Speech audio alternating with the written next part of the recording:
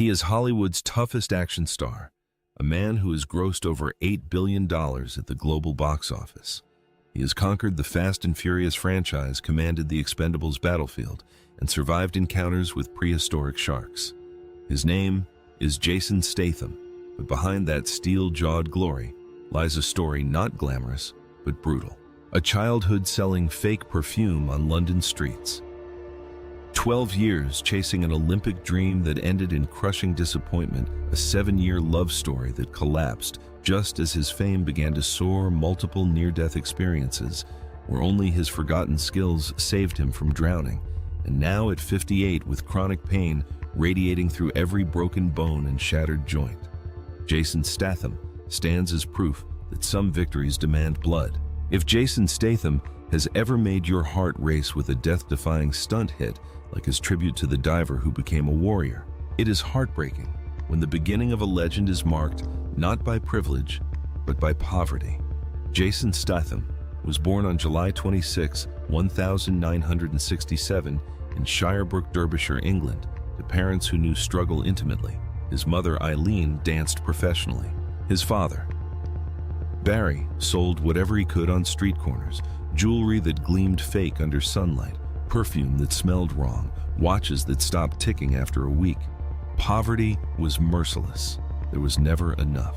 By the time he turned 14, Jason stood beside his father on those same corners, learning the art of the hustle. "My name is Billy." "Not silly," he would announce with a wink, hawking counterfeit goods to busy pedestrians. The humiliation burned, but silence brought no bread. While classmates spoke of holidays, Jason counted coins from selling knockoff cologne while others played. He worked the black market, his hands growing calloused, his heart growing hard.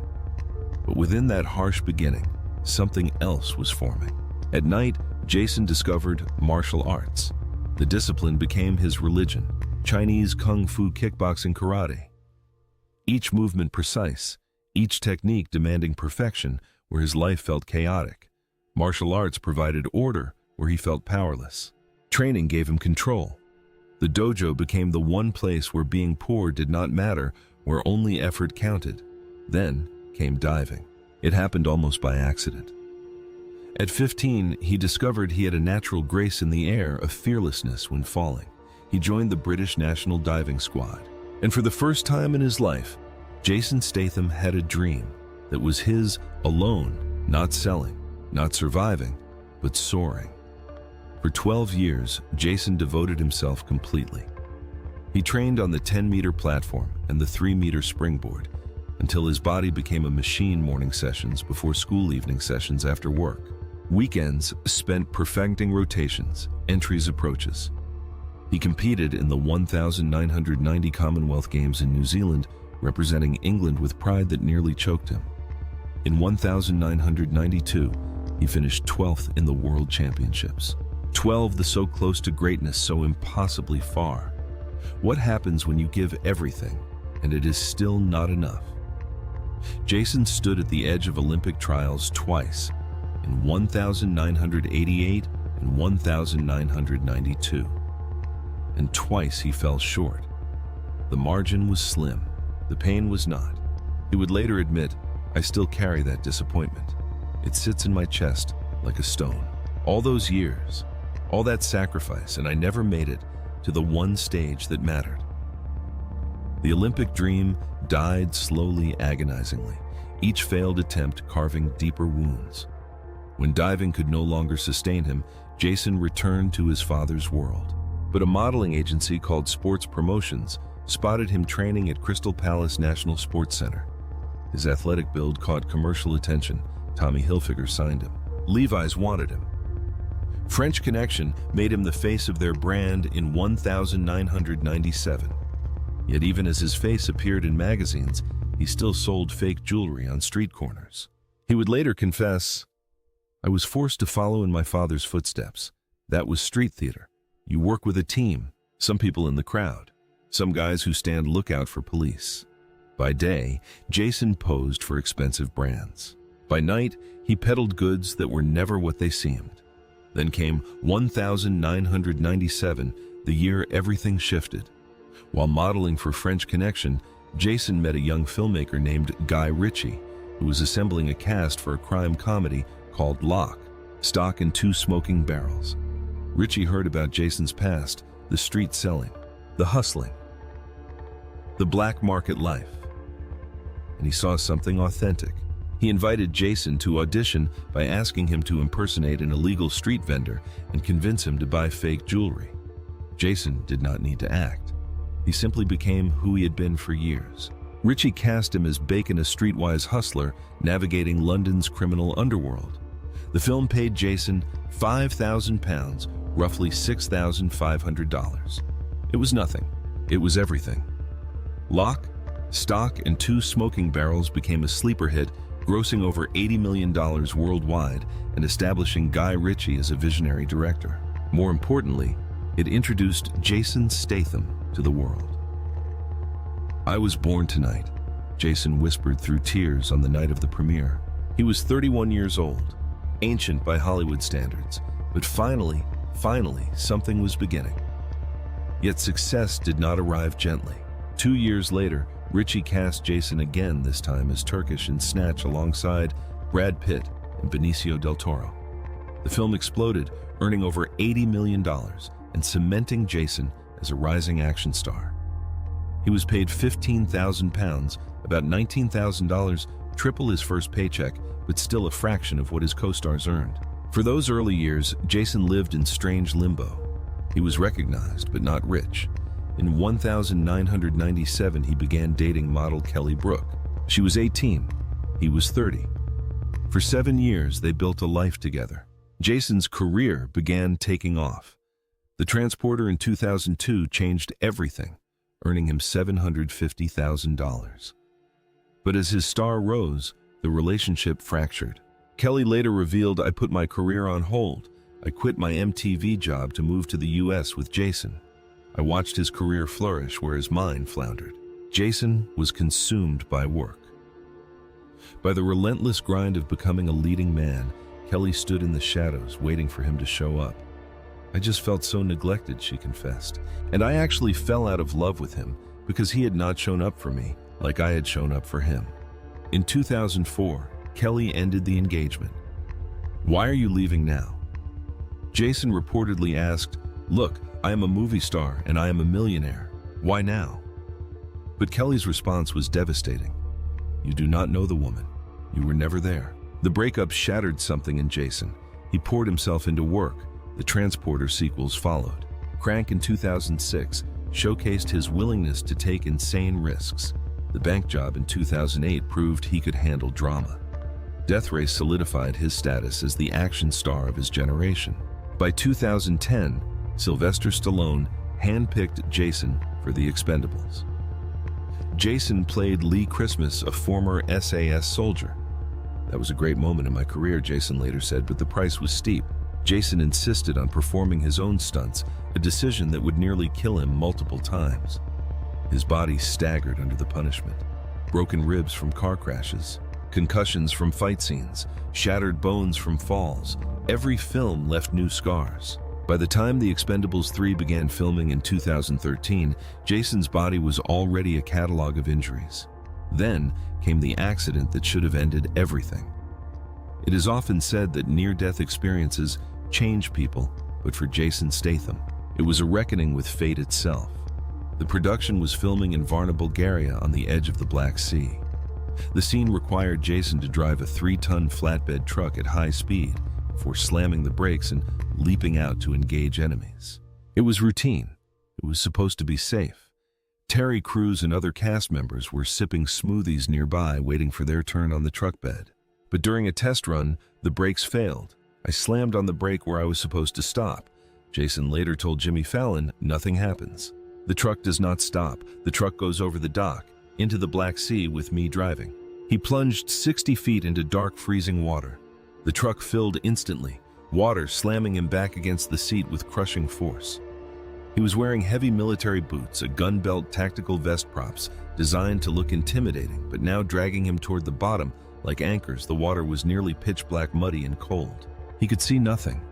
The truck was sinking fast, impaling itself in the seabed for a moment. Jason panicked.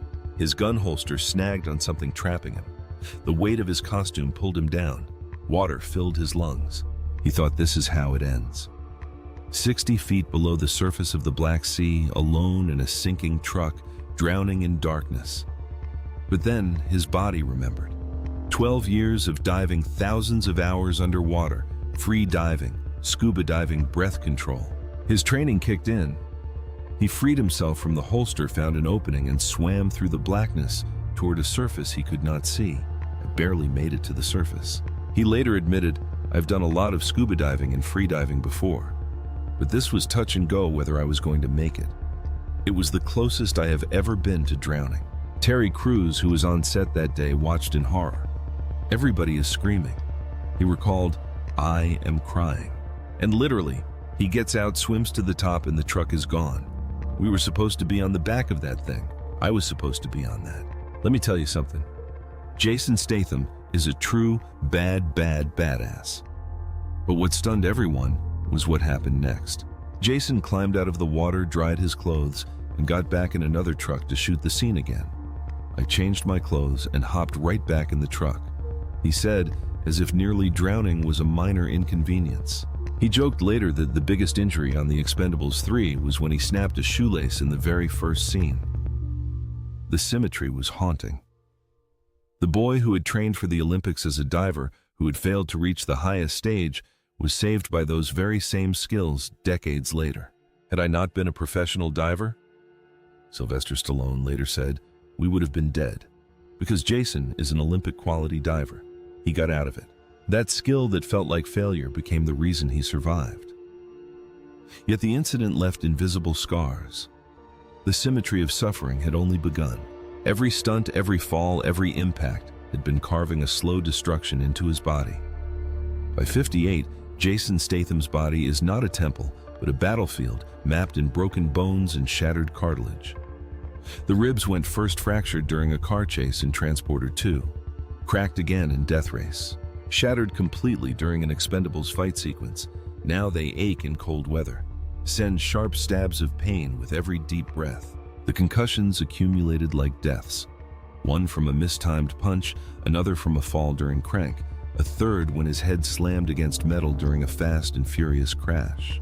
The headaches come without warning, blurring his vision, turning sound into knives. His wrists bear the scars of repetitive trauma. Torn ligaments from catching himself during falls, fractured bones from blocking punches, nerve damage that makes his hands tingle and weaken without cause.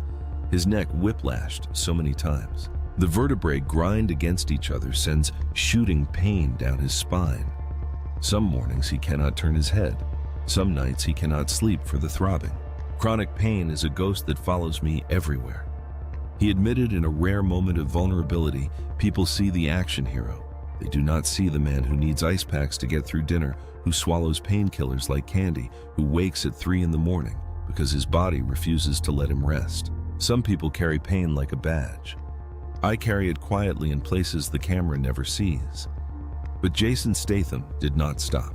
He joined the Fast and Furious franchise in 2013 as Deckard Shaw. In 2019, he starred in Hobbs and Shaw, earning $13 million. The Meg in 2018 earned $530 million globally. His collaborations with Guy Ritchie continued with Wrath of Man and Operation Fortune. In 2024, The Beekeeper earned him $15 million. Then came Redemption of a Different Kind. In 2010, Jason met Rosie Huntington-Whiteley, a Victoria's Secret model. With Rosie, he found not validation, but peace. She loved the man who remembered selling fake perfume on street corners. In 2016, Jason proposed. In June 2017, their son Jack Oscar was born. In February 2022, their daughter Isabella arrived. The man who once chased Olympic glory now chases his children around their Beverly Hills home. The man who nearly drowned in the Black Sea now teaches his son to swim. His real estate investments have earned millions in profit. His car collection includes a McLaren Senna worth $1 million, a Ferrari, a Lamborghini, and an Aston Martin. Now, at 58, Jason Statham stands as more than an action star. He is a monument to resilience built on broken bones and shattered dreams. His net worth is estimated at $100 million. His car collection includes a McLaren Senna worth $1 million, a Ferrari F12 Berlinetta, a Lamborghini Murcielago, and an Aston Martin DBS Velan. His watch collection features Patek Philippe timepieces valued at hundreds of thousands. Films bearing his name have grossed over $8 billion worldwide, making him one of the most bankable stars in cinema history. Yet what defines him is not what he owns, it is what he gives. Jason supports Together for Short Lives, a charity helping children with terminal illnesses.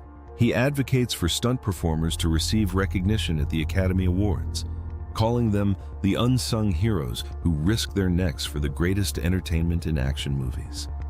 He trains 6 days a week, not for vanity, but to honor the body that has carried him through hell and back. Applause fades. He once said, "Trophies gather dust." But the lessons you learn when you have nothing, when you are selling fake watches on a street corner just to eat. When you are 12 years old and diving off a platform hoping someone will notice. When you are 31 and getting your first real chance. When you are underwater and fighting for your last breath, these endure. From the streets of London to the depths of the Black Sea to the heights of Hollywood, Jason Statham's life teaches us that dreams do not die, they transform. The Olympic podium he never reached became the global stage where $8 billion in box office proves his worth. The diving career that ended in disappointment became the skill that saved his life. The poverty that shamed him became the fire that forged him. If this story has touched your heart, leave a tribute below for the boy who sold fake perfume and became a legend. And wherever life finds you tonight, may you be blessed with the courage to keep diving.